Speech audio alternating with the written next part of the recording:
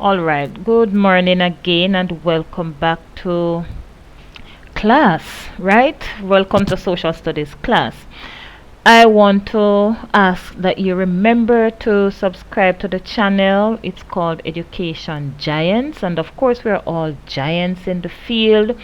Education giants as in parents, students, teachers, just about everybody, because our whole life has to do with education, and it takes in everything about us and everyone that concerns us.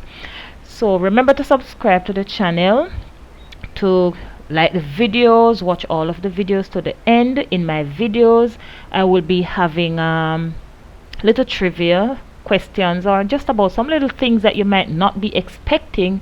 They can be at the start of the video, in the middle, at the end of a video, and maybe asking you to respond to something, and then the first person to respond, or however many I'm looking for at the time, then you'll get your shout outs. And if I have prizes to give away, then of course you'll get your prizes. All right, also remember to comment on the videos, right? Now keep your comments clean and respectful. Let them be educational, and by educational we don't just mean book and pencil, but something that is uplifting, clean and nice, and responding to the content of the video. Now for the first 20 persons to comment on a video, then I will call your names, give you a shout out in the following video. So that means the first person to comment on this video, I will be calling out your names in my next video, all right, highlighting you. So let's go, and we're looking at social studies. Now the theme remains our common heritage, and we've been looking at that, our common heritage as Caribbean people. And the focus question says, how can we promote and preserve our Caribbean culture? The theme is the same as the unit title, which is our common heritage. Attainment target says, recognize the contribution of individuals who have helped to shape Jamaica's development over time. All right, so the specific objective for today, which is what we want you to learn by the end of this lesson. And I know you might not get it at the end of the lesson, but as you continue to read, as you continue to do your own research, whether by Google, on YouTube, coming back to watch this video over and over, or just by asking people questions. Do you know that those are good sources? The people in your community, your teachers. Yes, just by asking additional questions, doing additional research, then by that time, and as we continue to reinforce the concept, you should be able to describe the relationship between East Indians, Chinese, Europeans, and Africans in the post-emancipation period. All right, so that's the objective for today. Describe the relationship between East Indians, Chinese, Europeans, and Africans in the post-emancipation period. Boys and girls, remember to take your notes, make your notes, and rewatch the video as many times as possible until you get the content sticking in your heads, right? All right, so the key skills is that you should be able to problem solve. You should develop your listening and speaking skills, which means that you should be able to talk about the content. You should listen, and you should be able to problem solve. The key vocabulary: indentured servant, and we've looked at what indentured servant is: indentureship, contract, immigrant, culture, heritage, ethnic. All right, so the resources for today is that we will use our textbooks, printed materials. We don't have that, but you can consider your text a print because we're not face to face right now, and your computer and external speaker, PowerPoint, and all of these things, and you're going to do your own research. Here I have a video for you, and it's about the relationship between the East Indians, as the objective says, the Chinese, Welcome, grade 6 students. the Europeans, and the Africans. Now I might not play this video all the way out because of copyright issues, but I sure will be posting the link in the description below my recordings. Alright, so you can, once you've gone through, go there and watch the video. The link will be in the description. Alright, so we have been learning about these people and who are the East Indians. I will be doing quite a bit of reading for you so that you can have the content, getting it in your head, hearing it, and having it register. Alright, so the East Indians are the largest ethnic minority in Jamaica. Right? They're the largest ethnic minority in Jamaica, and by minority we mean the largest of the smallest of the smaller set of groups in Jamaica. They arrived as indentured laborers between 1845 and 1917. If you remember us doing the timelines, those two timelines that we did in previous classes, where we had a general timeline showing them, like in century, those who came in the 200 to 1300 century. We have those who came in the 1400s, in the 15th century, the 16th and 18th century, that we call like a general timeline. And then we did have another timeline now showing the specific year that each group came to the Caribbean, right? Now the Indians came to Jamaica to earn a fortune. You know what a fortune is? Alright, if you don't know, go and Google it, but you must have heard the word before. They came to earn a fortune for starting a better life back in India. So they had a mission when they came. Remember we said that they never just come out of the blues like that. They came with a mission, whether forced or unforced, but they came with a mission. Let's look at the Chinese. It says the Chinese represent a very small portion of the Jamaican population. Nevertheless, their impact has been great, particularly in the area of commerce, when we think of business, right? So even though there are not many as the Africans, but their contribution is immense. They have been contributing a lot to the Jamaican economy. The Chinese first arrived in 1849. Remember these dates, guys? Remember, I hope the timeline is flashing back as we are going through. The Chinese were brought as indentured laborers to work on the sugar estates following the post-emancipation of the slaves. Remember we said that the Chinese and the Indians, they came because there was much famine and poverty in their land, and then after emancipation, when those freed Africans were no longer really working on the plantations of such, and the laborers were few, and so the planters or the owners of the plantation, they couldn't stop business. Nobody would stop their business like that, right? And so what they did was that they went now looking for new laborers, new people, and so that's how they got the indentured laborers who came, because the offer they made them at that time, that package seemed somewhat attractive. Wasn't attractive enough, but because of what they were leaving to come, it was attractive to them. They were leaving poverty and great famine, and so what they were offering them seemed like heaven, and so they grabbed it. You know, they say you hug it up. Yes. However, they disliked, that's the Chinese, we're still reading about, the nature of the work, and soon left the estate and set up small grocery shops across the islands. Remember the island. Remember we said that they never really liked the sun and all of them, something that they out in the field in the sun. They never liked that kind of work, the nature of that work. I think the sun was too much for them, and as you can see, they don't look like they are made for that kind of environment. And so pretty soon they started setting up small shops, and we had little shops all over the place. Eventually, meaning over time, they were able to develop their businesses until the small grocery shops grew into large enterprises, embracing not only retailing, not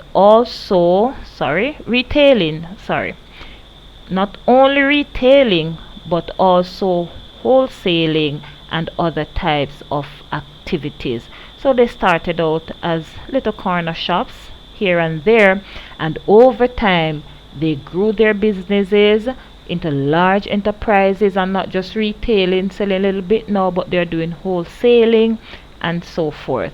Although some Chinese went back home to marry Chinese wives who they brought back to Jamaica, others intermarried with non-Chinese Jamaicans,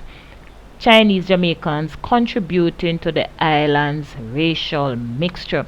If you remember when I showed you that PowerPoint with the different ethnic groups and their descendants, and we looked at the multiracial or the mixed race, right?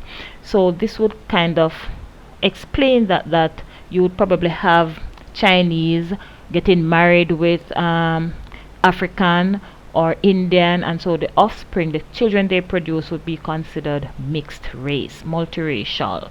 All right, now we look at the Africans. Let's focus on the Africans. And it says the first Africans arrived in Jamaica in 1513, and you should remember that, as servants to the Spanish settlers. These Africans were freed by the Spanish when the English captured the island in 1655. They immediately fled to the mountains, where they fought to retain their freedom and became the first Maroons. Alright, with the advent of the Sugar Revolution, there was an acute labor shortage, great labor shortage, right? This need was met by large-scale importation of enslaved Africans. The result of the slave trade was that most of the Jamaican population was of African descent. From the time of the African arrival to the New World, there was miscegenation, leading to the rapid development of colored population. The abolition of the British slave trade in 1807 did not mean that people of African origin no longer came to the island. In fact, during apprenticeship period, which was 1834 to 1838, and in 1839, several persons of African descent came to Jamaica as free laborers. Also, in the following 25 years, about 10,000 free laborers of African origin came to the island. So the population was still going on. And so, alright, boys and girls, listen now. I'm going to be reading something else from the social studies text, which is the Jamaica Primary Social Studies for the National Standard Curriculum. And it says relationship between the East Indians and the Chinese. Alright. It says the relationship between the East Indians and the Chinese, Europeans and Africans has changed since the times when the East Indians and Chinese first arrived in the 19th century. Alright, I am finding the passage for you, and it says, at first the laborers worked alongside those Africans who had remained on the plantation at emancipation. Europeans and some Africans looked down on the Indians who were doing the work which the ex-slaves now refused to do. And remember, we did look at that they were called names. They were, because they came working for low wages, so they were looked down, or looked down upon, some people would say, for what they were doing. I remember we said that there was misconception or misunderstandings and little conflict and rival between the different groups. But over time that ironed out as they intermingled and intermarried, and each group learning the culture and custom of the other group, because initially everybody wanted to maintain their culture and to pass it down to their own children. And so over time now, as they intermingle and intermarried and multiracial setting, then most of it ironed out, and the relationships got better. So here we go. This period, which is the post-emancipation period after 1838, this period saw the coming of the East Indians and Chinese who came to the Caribbean to work as indentured servants on a contract called indentureship. Remember, we said that this contract that they had signed it for 5 years, normally 5 years, but they can sign for 5 years or 10 years. Normally when they sign the contract, they're expected to work to the end of the contract. Now if they say they could break at 3 years, then the contract would be considered null and void. However, at the end of those 5 or 10 years, they had options as to what they would do, whether moving on to working on other plantation or get their way paid back to their land of origin, country of origin, or some of them could decide to settle in the land or country in which they were working. So they would take the money, and most of the Chinese and the Indians did that, and so they started setting up businesses, right?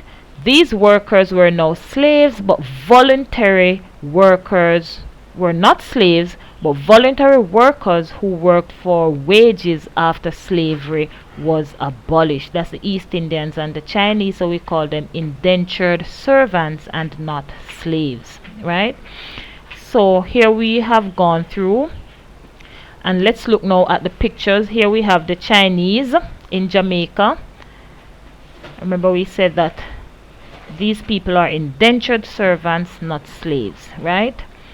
Here we have the East Indians in Jamaica, pictures of the East Indians in Jamaica. You can do your Google search and even your YouTube search to find out and look at more pictures of these groups, the East Indians and the Chinese, understand who came, and then also the relationship between the East Indians, the Chinese, the Europeans, and the Africans.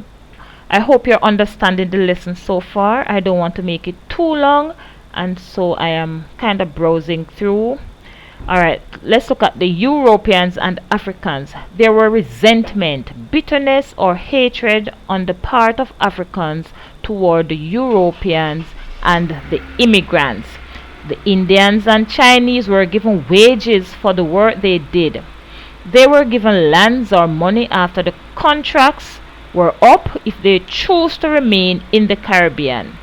The Europeans, let me highlight, the Europeans were the superior group that had all the power and made all the laws. They had success to land or access to land and education and was able to vote. Hence, the Africans, Chinese, and Indians wanted to have a sense of belonging, as they wanted access to some of these privileges. So you can understand why there was resentment, why there was rift and conflict, because of this kind of separation. Africans were also faced discrimination. They were called nigger, right? You ever hear say, oh, nigger? Yes. They were told nothing black is good. So many Africans and black people today always feel bad about themselves because of this stereotype, and this is why so many people bleach their skin. You know, so it's coming all the way from back then, because of what was said to them, how they were treated. You nigger, you black, nothing black, no good. And so now they kind of live with that in their minds, in their mentality, that boy, if you're black, you're no good, so we need to be white, and so they bleach. There was even a Chinese riot because they did not want relationship with the blacks. Can you imagine? Black could not work in the banks or airport if they were brown, because it was not acceptable, and the African had a big issue with this, right? They had a big issue with this. All right, so let's look at now, after we have explored all of that, the previous content, and so how do you believe the East Indians and the Chinese felt when they were called names? If it were you, how would you feel? right?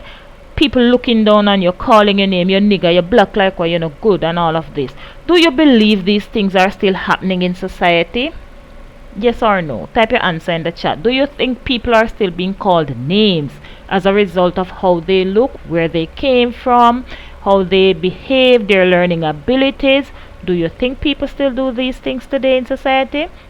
Number 2, what were some of the conflicts they believed took place, right? And 3, how do you believe these conflicts were resolved? What do you think happened over time that caused these people, these races, to now experience good relationship, where it's not so much a bother being black mixing with a Chinese, not so much a bother being black being a Chinese mixing with the Indian, right? So how you think this was ironed out? Was it as a result of intermarriage? Was it as a result of time elapsing over time? Maybe they say, well, we're in the same place, we might as well live good and accept each other.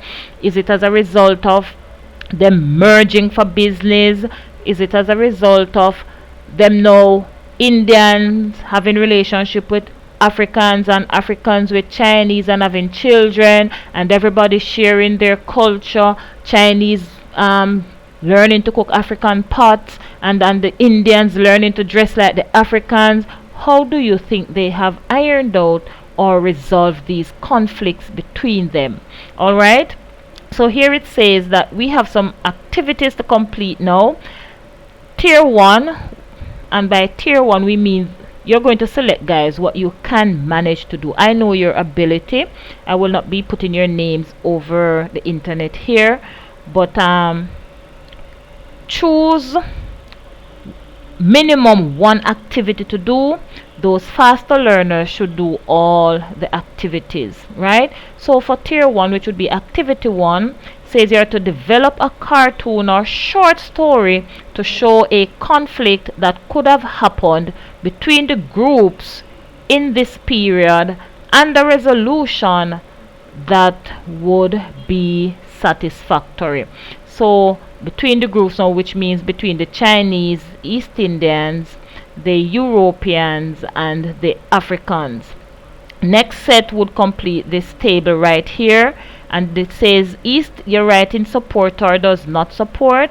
It's like saying yes or no or true or false, right? East Indian workers were paid less than the former West African slaves. Is it true or false, or does the content we have presented support that? If so, you put a tick in support. If nothing goes like that, you tick does not support. Next, Indians did not mix with the local population. Support, does not support. The British looked down on the indentured workers. Next, Indians were harassed with the derogatory term coolie. The Africans resented their slave masters for the harsh treatment they received on the plantation over hundreds of years. Next item says the Europeans felt that the Africans were beneath them, meaning less than them, not as important as them, right? Next, indentured laborers were not paid fairly. Next says indentured laborers had to work in terrible conditions. Next, many Africans left the plantations to settle elsewhere, which caused a sudden labor shortage. All right. And for the next activity, it says you have to draw a cartoon depicting the Chinese and East Indians on the plantation and write a sentence about it. So now you're going to draw a cartoon depicting or showing the Chinese and East Indians on the plantation and write a sentence about it. Now remember that for most of you, you can complete all 3 activities. For some of you, you will only be able to complete 1. Some will be able to complete 2. I know your abilities. Go ahead and do likewise. All right. Here we go with another set of items that you can look into. So once you're finished and you have some time, well, I'll put this one for homework. So this one is homework. And it says the relationship between the East Indians, Chinese, and Africans. What was the relationship between the East Indians, Chinese, Europeans, and Africans from shortly after emancipation until the 20th century? Write true or false after each statement. Number 1. The East Indian and Chinese workers learned their jobs on the sugar plantations from the Africans who remained there. Is it true or false? 2. The Europeans were kind and respectful to the Africans who remained on the plantations. 3. The East Indians, Chinese, and Africans who worked on the plantations were unhappy with the European planters because of the low wages and poor working conditions. Remember, if it's true, you put true. If it's false, if not, no go so. If it's not true, false. 4. The European planters restricted the movement of the East Indians and Chinese from the plantations for the first 3 years of their contract, meaning once they've signed the contract, they would have to remain with the person they signed it to work with for at least 3 years. Is it true or false? Number 5. Some European planters refused to pay the Africans the wages that they had agreed. 6. Many East Indian men formed relationship with African women and had children with them, resulting now in multiracial citizens or people. Number 7. Like the East Indians, the Africans who remained on the plantations received money or small pieces of lands from the Europeans at the end of indentureship. If it's true, you put true. If it's false, you put false. Remember, we said that Europeans, those people had set themselves apart. They kind of brought themselves up to the top and were looking down on the others, and they kind of made themselves like the elite of society, the better set of the people in society. So it says, like the East Indian, the Africans who remained on the plantations received money or small pieces of lands from the Europeans at the end of indentureship. Alright, boys and girls, I hope you have learned enough from this lesson. You would not have learned all you need to know, but remember to watch the video again. Watch the video for the link I'm going to put in the description. Do your own Google research or your own YouTube research. Read whatever text you can find, and of course remember to reach out to me if you need further clarity on what you should be doing. Alright, so remember that this piece is expected as your homework, so this becomes your homework, and the other pieces around there is what you will use for so this is homework, and the other 3 pieces on the previous slide is what you will use for your class activity. Alright, so this is homework, and I hope you have learned. As I said, remember now, the first 20 persons to comment in the description, under this video, and keeping it clean and healthy and respectful, then I'll be shouting you out, calling out your names in my next video. Until then, this is Education Giant saying walk good, and remember to discover, unleash that education giant that is within you. Yes, boys and girls, you're giants and you're going to conquer. Just take it one step at a time. Alright, until then, Education Giant saying walk good.